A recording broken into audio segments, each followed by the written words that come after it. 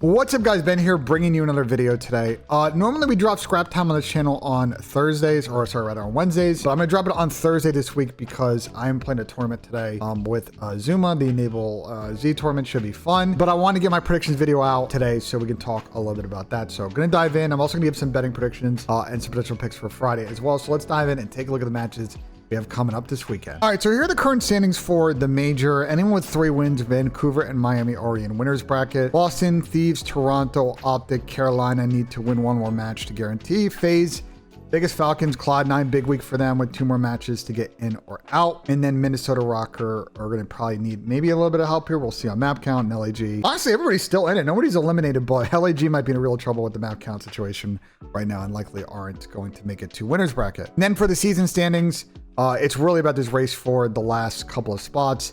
Boston, Miami, OpTic occupy the last 3 champ spots, all in 130, Cloud9 at 105, Minnesota at 100. Basically, Cloud9 and Minnesota need to outplay some of these teams and make this a real close race going to the final event of the season. LAG and Vegas, unless you guys are winning one of these lanes, it's going to be real tough to make champs. It's not impossible, but it'll be really tough. All right, so let's get into the games. Going to start with Miami versus Toronto Heretics. I think both teams playing particularly good. Toronto coming off a nice victory against Thieves on the weekend. And for Miami, I think this super ad has really revitalized things. They've beaten Falcons, they've beaten OpTic, they've beaten FaZe. They've looked really good so far this split and might be a top 4 team. I don't know. We shall see. I think I'm going to make a prediction right now. I'll probably go game 5, and that'll make me go with Toronto. But I honestly think that with super right now, Miami have a chance to be really good at search. So I think this is a real coin flip series. I think, though, there is a bit of a mismatch for these teams in control. I think Toronto are pretty solid at it. So I'm a big fan of the medals less on the 21.5 because he's super inconsistent at the game mode. So that is potentially a good play if you want to play one during this series. And by the way, if you want to join me in the world of prize picks, use code BENJ, BENJ. Play $5 and get 50 in pro when you use code BENJ. So yeah, let's move on. We're gonna move on to Cloud9 versus Boston Breach.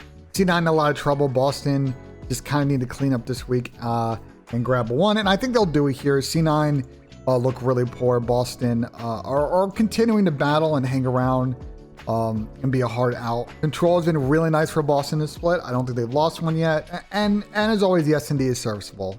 So I think Boston get this one. I think Cloud9 might steal a map just because there's a lot of map pool overlap, but I won't be surprised if it's a Boston 3-0 with the way that Cloud9's playing.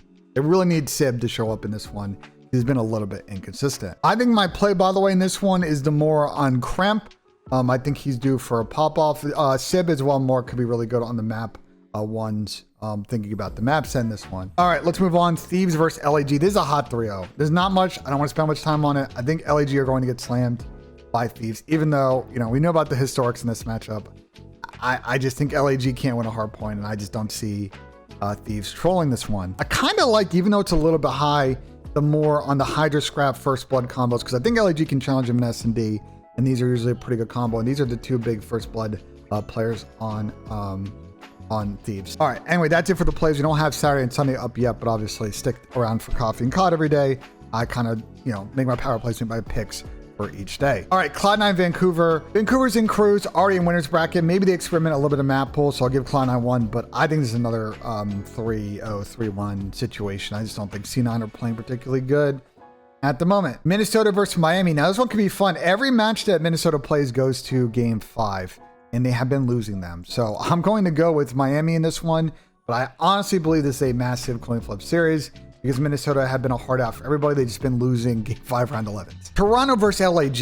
Yeah, another one where I think there's a smoke show. Toronto 3-0. I'm curious to see what the fan predictions are. Yeah, it's about what I think. I just don't see this one for the LAG boys with their current 0-4 in hardpoint. I mean, they'll get one eventually, but I don't know about Toronto. Now, FaZe versus Falcons is an interesting one. FaZe are kind of slumping a little bit right now. Both the submachine gun players on FaZe are having a tough time getting kills in hardpoint.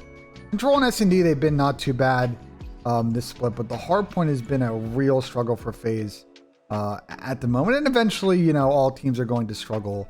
They obviously had the struggles in the beginning of the year. They broke off 2 events. They won the last 3 lands. Control and S&D looked fine, but the hard points have been a problem. So I'm going to give Vegas a map, and I think this could be sketchy, but don't be surprised if FaZe take map 1 and steamroll the Vegas guys once they get some momentum. Obviously, there's some revenge angle with Priestay and with our cities, but we'll see if that's strong enough for them to win. I just don't see the upset for Vegas in this one. Vegas Falcons versus the Boston Breach. Let's move on over to Sunday. I'm curious what the fan prediction is on this one.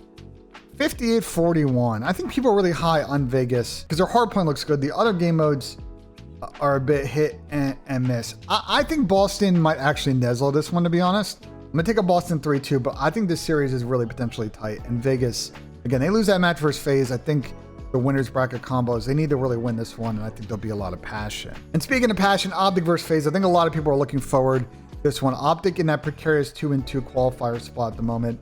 FaZe will probably be in the same boat, so map count really important here. Obviously, FaZe have a really good recent record against OpTic, but with Hook, OpTic have a good record against FaZe, so I'm not really sure which one is going to blink here. And these teams have only played one so far this season. FaZe hot 3-0'd OpTic, and that was during the bad stretch for OpTic. I'm going to go with the FaZe Game 5 in this one, just because I think they're the better search team. But I would be concerned if OpTic lose map 1 in this. And if FaZe gets some momentum, I think they could steamroll OpTic like they did the last time they played. And in the last series, and this could be big for Carolina, they need to find a win here. They need to start getting some momentum because they're super week to week right now. And Thieves, I don't know what happened against Toronto. Just took their foot off the gas pedal a little bit in that series. It was a banger. We lost 2 hard points in last map to Toronto. The listening was still, it's a work in progress there. I think Thieves probably get this done in 4. It's been a bad matchup for Carolina all season. And I won't be surprised if it's a 3-0 because we've already seen this team 3-0 Carolina a couple of times, but I just can't pick C9 or Carolina in this one based on how this matchup has gone and TJ's comments as well last week. It's just a tough matchup for Carolina. All right, so one final thing I realized I forgot to talk about is the roster change on Carolina Royal Ravens. So Reese Vivid, after last week's performance, has been dropped, and we've been talking about this potential for a while about them making a change, and it's tough for Reese. I think this season he was asked to play a role that isn't normally his role, right? Normally he's sort of a frontline SMG, pressure, pace, and he was kind of forced to play sort of a completely different role, like almost the opposite in Search. And it just didn't work for him. I think he was fairly consistent in his performances. He didn't super bottom out a lot, but I just don't think his impact was enough for Carolina to really take the next step.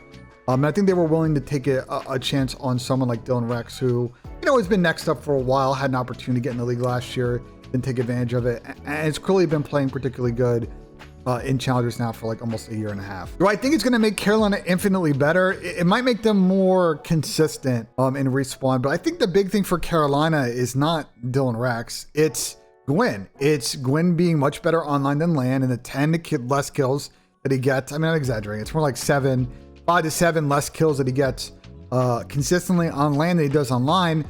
Really kind of changes the dynamic of the team, the pace, the spacing, like just their comfortability. So I think if Dylan slots in, they can get more consistent performances from Gwyn. I think there's a chance that Carolina could make a final this year because their S&D has been elite all year. If not, it's the same squad. Maybe they get 8th, maybe they get 6th, maybe they get 4th, who knows, but they're not beating top teams consistently on LAN. So let me know in the comments what you guys thought of the video. Like if you enjoyed, subscribe for more. And as always, guys, we'll see you on the next one.